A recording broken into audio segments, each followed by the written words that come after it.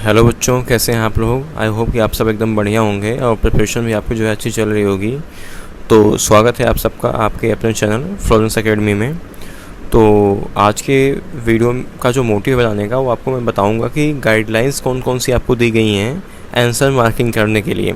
बहुत सारे बच्चे पूछ रहे थे कि उनको आंसर्स जो हैं कैसे मार्क करने हैं और क्या क्या मतलब उनको जो सावधानियां हैं उनको बरतनी है ड्यूरिंग एग्ज़ामिनेशन।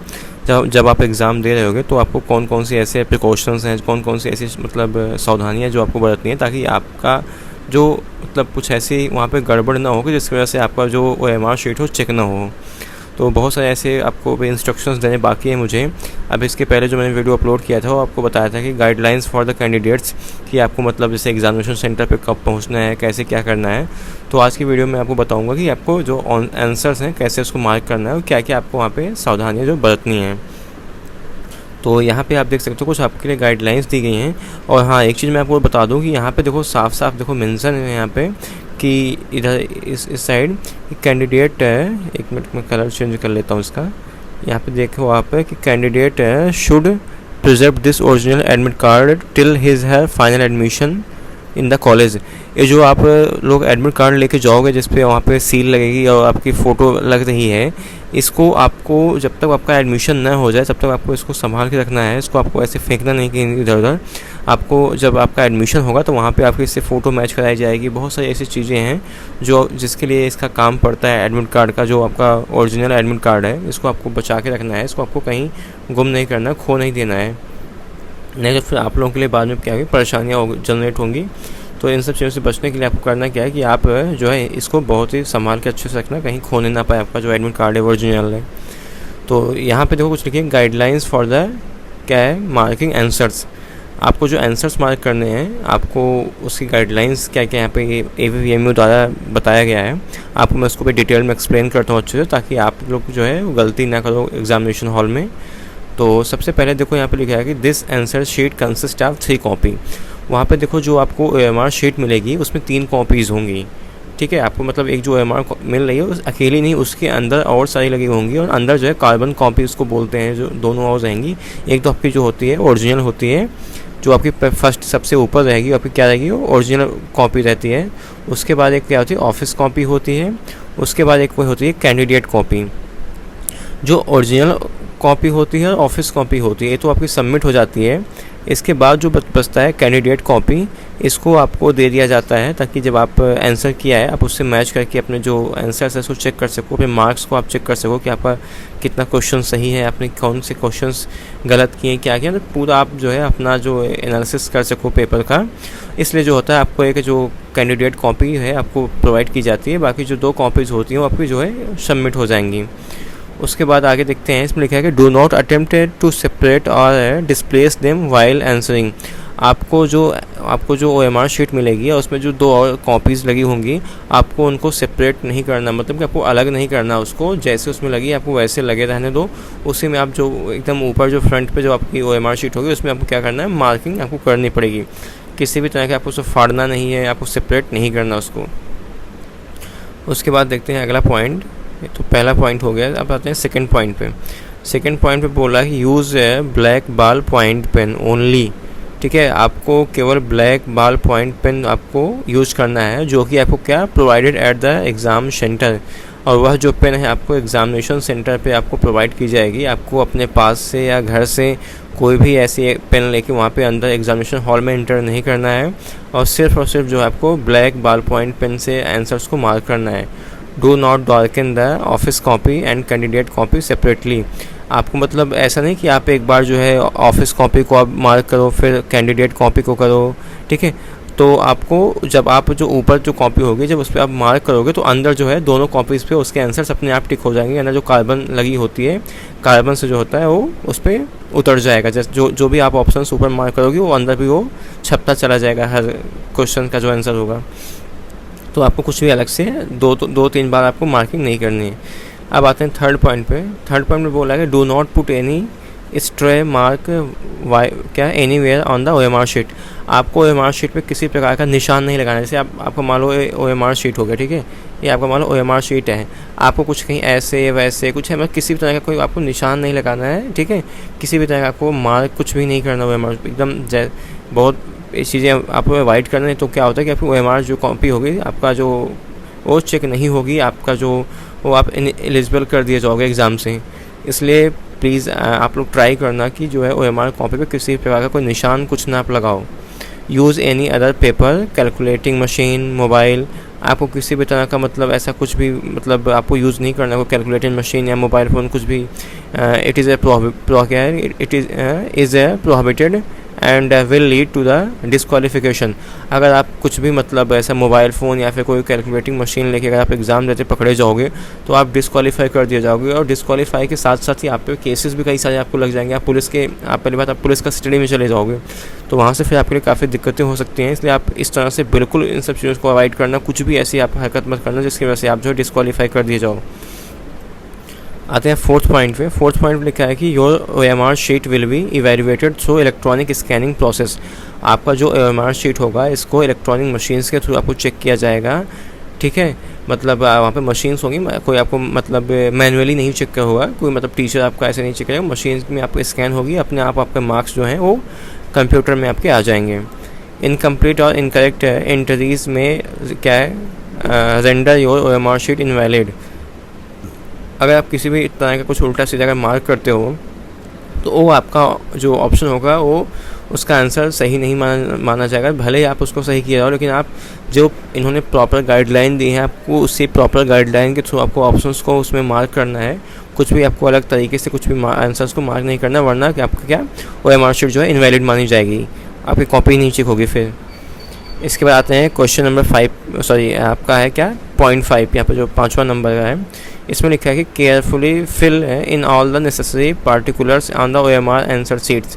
आपको जो है वो बहुत सावधानी के साथ जो है आपको OMR शीट मिलेगी उस पर आपको बहुत सावधानी के साथ क्या करना है, मार्क करना है ऑप्शंस को, ठीक है। कोई जल्दबाजी नहीं है, आराम से आपके पास इतना टाइम आपका है, सफिशिएंट आपको टाइम मिलेगा, उसके लिए आप बिल्कुल परेशान मत हो, आराम से जो है ऑप्शंस को फिल करना।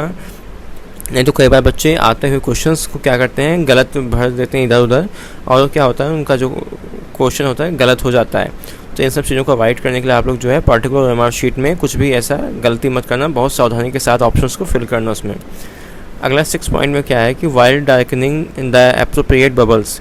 जब आप डार्कनिंग मतलब जो आप उसमें गोला सर्कल ऐसे कर रहे हो तो आपको उस टाइम पे क्या करना है, बहुत ही मतलब आपको बबल्स को एप्रोप्रिएट भरना है, ठीक है। मतलब अभी आपको बताऊंगा कैसे आपको बबल्स को फिल करना है। उसके बाद क्या है कि in the boxes darken the chosen bubbles fully given below. नीचे आपको इन्होंने आपको बताया है कि आपको जो ऑप्शंस हैं उनको कैसे फिल करने हैं। आप अगर उसी तरीके से भरोगे तभी आपकी जो कॉपी होगी चेक होगी और आपके जो ऑप्शंस होंगे सही होंगे, तभी आप जो है अच्छा से वो करोगे। इसलिए एक बार देख लेते हैं इनका जो ABVMU ने जो आपको तरीका बताया कि आपको कैसे जो है मार्क करना है ऑप्शंस को OMR शीट में। तो सबसे पहले देखो इनका क्या है, पहला है रॉन्ग मेथड। मतलब कि जब आपको वहाँ पे जैसे जो आपको OMR शीट मिलेगी उसमें आपको इस तरह का कोई मार्क, जैसे मान लो किसी का थर्ड ऑप्शन सही है तो आपको थर्ड वाले को ऐसे क्रॉस नहीं बनाना है, ना तो आप क्या करोगे ऐसे राइट मार्क करोगे कि आपका मान लो इसका सेकंड सही तो आप सेकंड पे ऐसे टिक करो, तो ऐसा भी आपको बिल्कुल कुछ नहीं करना है। और तीसरा जो है कि आपको हाफ फिल नहीं करना है कि आप मतलब आधे में सर्कल करो बाकी आधा छोड़ दो, तब भी जो है आपका क्या होगा आंसर हो इनवैलिड माना जाएगा और आपके जो ऑप्शंस होंगे वो कॉपी चेक नहीं होगी, वो ऑप्शंस आपका इनवैलिड माना जाएगा वो। और साथ ही साथ आपको देखो ऐसे भी नहीं करना, जैसे मान लो आपको एक बार कोई ऑप्शन लग रहा है कि आपका जो है ऑप्शन नंबर सेकंड सही है, तो आपने क्या किया कि जो सेकंड वाला है उसको आपने ऐसे डार्क कर दिया।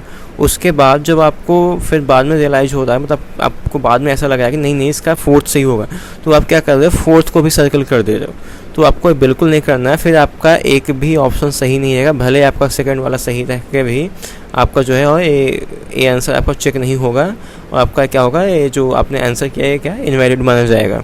इसलिए आपको ऐसी भी कुछ भी ऐसी हरकत आपको नहीं करनी कि आप दो मार्क नहीं करना, आप एक बार अच्छे से सोच समझ लो। आप भले आप जल्दबाजी में कुछ भी मत करो, आराम से पहले एक बार कुछ पेपर पूरा सॉल्व कर लो, उसके बाद जब आपको इतना टाइम तो आपको रहेगा कि ऑप्शंस फिल करने का, उस हिसाब से आप अपना जो टाइम मैनेजमेंट करके लेके चलना। तो जब आराम से जो है ऑप्शंस को एक बार क्रॉस चेक करके फिर फिल करना, ताकि ऐसी कोई दिक्कत गड़बड़ी ना आए आपके, ठीक है। इसके बाद आते हैं करेक्ट मेथड पे। करेक्ट मेथड देखो क्या है, आपको ऑप्शंस को कैसे फिल करना है। देखो जो यहाँ पे इन्होंने दिखाया हुआ है कि कैसे आपको यहाँ पे फिल करना है ऑप्शंस को, देख रहे हो। यहाँ पे जो है आपको ऑप्शंस को ऐसे सिंपली आप अगर से किसी मान लो का क्वेश्चन में मान लो फर्स्ट है, उसका जो मान लो फर्स्ट आपका ए सही है, तो आपको ए जो है आपको ए को ऐसे भरना है ताकि पूरा जो सर्कल मतलब इन्होंने ऐसे राउंड बना हुआ है, इसमें पूरा आपका ऐसे पेन चलाओ, ना बाहर जाए ना अंदर कम हो, ऐसा नहीं, पूरा इसी पे पहले एक बार पूरा इस सर्कल पे चला लो, उसके बाद जो है बीच में पूरा डार्क कर दो। मतलब ना हाफ करना है ना इसके ऊपर आपको मतलब कुछ इधर उधर करना है, जितना है सर्कल उतने में आपको जो है बबल फिल करना, तभी आपको जो ऑप्शंस है करेक्ट माना जाएगा और आपकी कॉपी जो है तभी आपकी चेक होगी और आपके ऑप्शंस सही होंगे, तभी आपको जो है मार्क मिलेगा। तो आपको जो भरा जाएगा ऑप्शंस इसी तरह से फिल करना है। एक बार फिर से ध्यान से देख लो कैसे फिल करना है। मैं आपको बता दिया हूँ कि सर्कल के बाहर भी नहीं जाना चाहिए और सर्कल के अंदर भी हाफ फिल मत करना, पूरा सर्कल जितने बना है आपको उतने में इसको फिल करना है। उसके बाद क्या है कि candidate should be answer the questions from multiple choice A B C D, select the right answer for each questions and darken the correct bubble on the OMR sheet once darkened no change क्या है, एक बार अगर आपने इसको dark कर दिया once darkened no change are permitted। जैसे आपको मैं बताया नहीं, बच्चे होते हैं एक बार सेकंड कर देते हैं फिर उनको लगता है थर्ड, तो थर्ड को भी वो डार्क कर देते हैं। तो आपको अगर एक बार डार्क कर लिया तो दोबारा आपको चेंज नहीं करना है, नहीं तो फिर वो क्या है परमिटेड नहीं है, आपको ऑप्शन से गलत तो मान लिया जाएगा कि आपको वो क्वेश्चन ही नहीं चेक होगा। इसलिए इन सब चीज़ों को आप अवॉइड करना है, ये सब चीज़ें गलतियाँ ना होने पाए, ठीक है।